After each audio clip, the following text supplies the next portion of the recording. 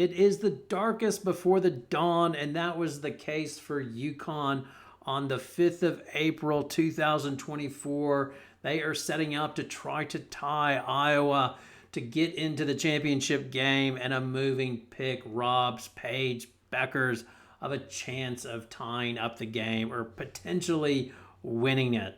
And in all likelihood, UConn saved themselves the pain of another bad loss to South Carolina, but a loss always stings. But then the dawn came, and the dawn of a new day really came for UConn as Sarah Strong committed to UConn. It is so clear in hindsight, but really, when Sarah Strong opened her ESPN jacket, it really should have had the UConn logo with the 2024-25 championship trophy next to it, because it pretty much sealed UConn's fate as champions once she committed to UConn. It became, if we get Sarah to come into our program, we will significantly change the trajectory of our program. So obviously in this video, we are going to look at the greatness of Sarah Strong, and did she have the greatest UConn freshman year ever? She has a lot of competition, but the numbers look good for Sarah as well. How many titles will Sarah get? Not 2, not 3, not 4. But before we start, if you enjoy the content, please consider subscribing to the channel and giving the video a like. All right, let's get into this. Now first, how did UConn land Sarah Strong? Well, initially she was discovered by Jamel in the 9th grade in a back gym. I will let Gino tell the story.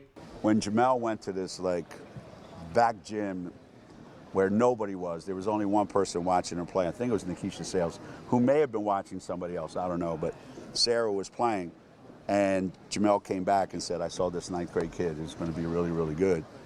Just something, she just saw something. So I went down there right away, and we watched, and all you saw was this young kid who had a knack for doing the things that people have to learn to do, and she already had them. The way she saw the floor, how she finished around the basket, her just non-rushed, casual kind of approach to the game, where all the great players have the ability to slow the game down somewhat. And each year, it became, for me, after her sophomore year, during her junior year, it became, if we get Sarah to come into our program, we will significantly change the trajectory of our program.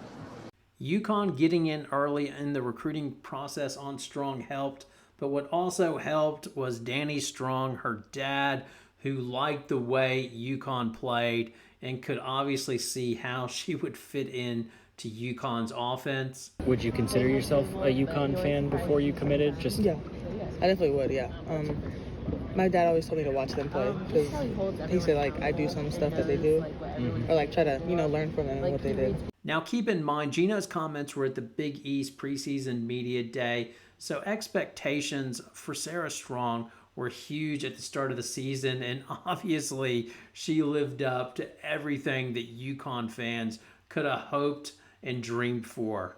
Now Daniel Conley did a good job of breaking down the best UConn freshman seasons in their history, and it essentially, when he looked at the numbers, he came up with Sarah Strong, Maya Moore, and Paige Bueckers. And there are a whole bunch of other great players, obviously, but those were the 3 numbers that were probably the best. But obviously, Breanna Stewart and Tina Charles, they are no slouches. But yes, when you look at the numbers, they were the top 3 in terms of what they put up. And what makes Strong so special is Captain Obvious. She does everything so well, but it's staggering to see on paper. She was number 2 all-time freshman in points at 657. She was number 1 in rebounds at 356. She was number 2 in assists at 142. Second in steals for a freshman at 92. And number 4 in blocks was 66. Maya Moore is number 1 in scoring and number 3 in rebounds at 290. And then her other numbers, they're good, but they're not that elite category. Paige Beckers was number 3 in scoring at 581 points and number 1 in assists with 168. And obviously, all 3 of those players are great. So it's choose your poison with which one you're playing against. But what makes Strong so special, she can do it on offense and defense. And then on offense, she can score multiple ways. She can take you outside. So it's ridiculous, her shot chart. Shooting 38% from 3. The mid-range is great as well at 44%. That puts her in the upper percentile. And then inside the key, 62%. And then at the rim, she just finishes everything at 74%. And because she's 6'2" and has the build of a power forward, but has the game of a guard, it is just a matchup nightmare for teams. And last year, the majority of the time, UConn used her in the high post, running dribble handoffs, pick and roll with her. If the defense would overplay on Paige, then she would pop out to Strong, who could pop the 3. Or if they were so worried about Paige hitting a 3-pointer, then she would dive to the basket and finish. But the other part of the game that makes her so devastating is the passing. She's a willing and wanting passer, and she draws so much attention if there's a teammate open that she will find them. On a number of plays, the guards would roll off of her, and she would dump them a nice little find. She and Paige Beckers did that a number of times, or if a player back cuts, she is going to hit them with the pass. Her coach compared her to Magic Johnson when I was doing a video when she was coming out of high school. And I was like, wow, high school coach, don't put pressure. That's a lot of pressure comparing somebody to Magic Johnson. But I get it now. I apologize to that coach. I think I made a sarcastic comment in my video, and I get it. She is a passer almost like Magic Johnson, but she has a better shot that even makes her even more effective. And it's not just the numbers she puts up, but it's the impact on the court. What a surprise. Her on-off numbers are pretty darn good. So her net rating was 47 on.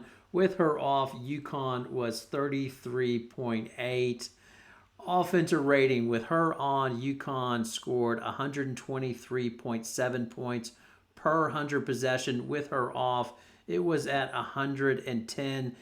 Defensive rating, UConn was 76.6 with her on and maintained that when she went off as well. So she did not hurt them defensively. If you compare her to Joyce Edwards, which I think most would agree was the second best freshman last year, Edwards' offensive numbers were really good. So South Carolina would score 114 points per 100 possession when she was on the court, and it was down to 110 per 100 possession when she was off. But defensive rating, South Carolina would give up 84.9 points with her on the court, but would give up only 80.3 points per 100 possession with her off the court. And that's not to throw shade at Edwards. All the freshmen, usually their defense is the weak link in their freshman year. That's what's sort of astounding from Sarah Strong and how good she is.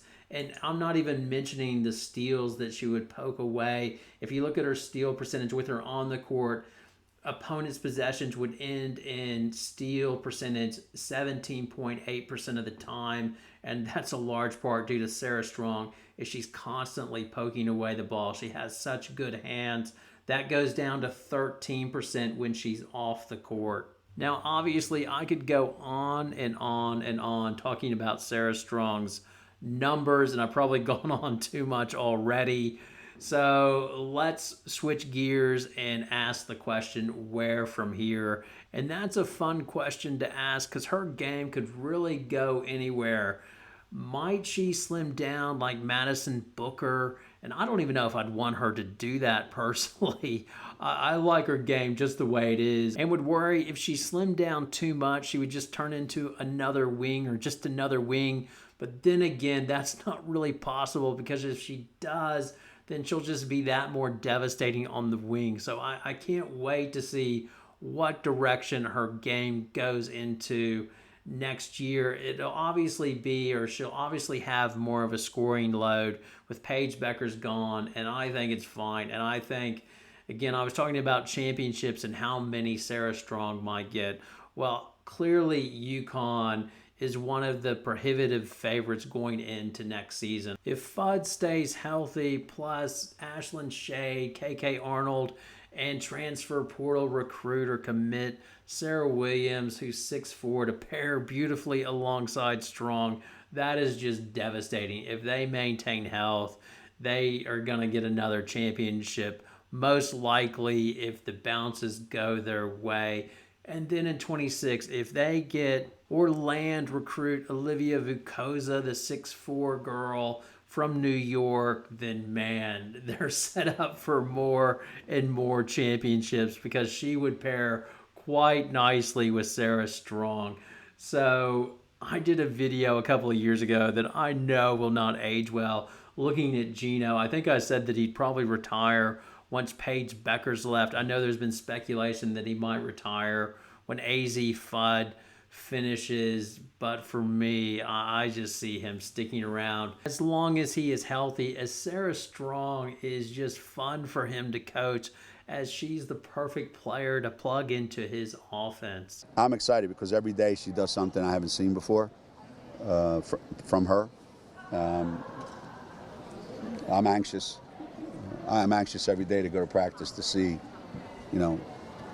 what's the next step that she can take. Now it's over to you. Is Back to Sports overhyping Sarah Strong? Do you, like me, think that she is the best freshman player in UConn's storied history? As well, do you see multiple championships in her future? As Back to Sports thinks yes and yes to both of those. All right, thanks for watching and have a great night.